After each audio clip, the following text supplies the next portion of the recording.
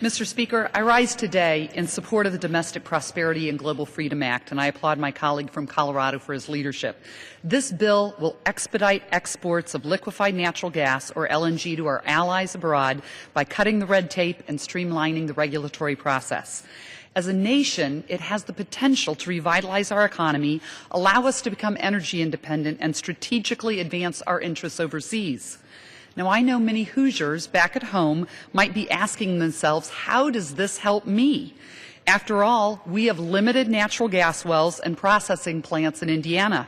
Let me state clearly, the answer is yes, it will help them.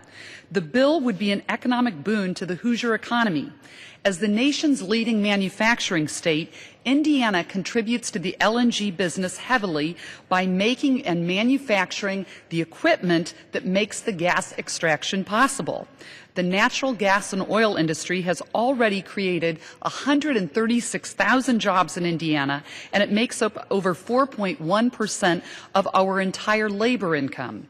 The future for Indiana looks even brighter with the expansion of LNG exports.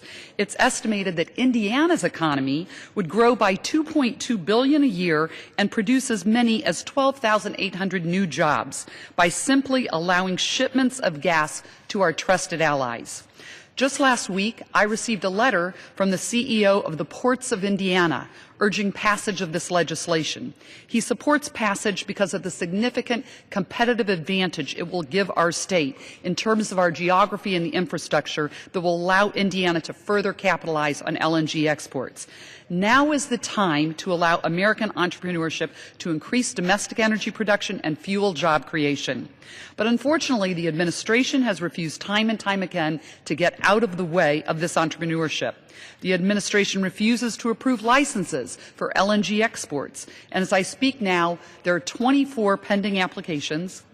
Gentlelady, an additional 30 seconds. The gentlelady is recognized for an additional 30 seconds. Thank you. 24 pending applications awaiting action from the Department of Energy. One has been waiting 917 days and counting. Mr. Speaker, it's time to unleash the power of America's abundant natural resources to capitalize on our ingenuity and create thousands of good-paying jobs in my home state of Indiana and across the nation. Thank you. I urge passage and yield back.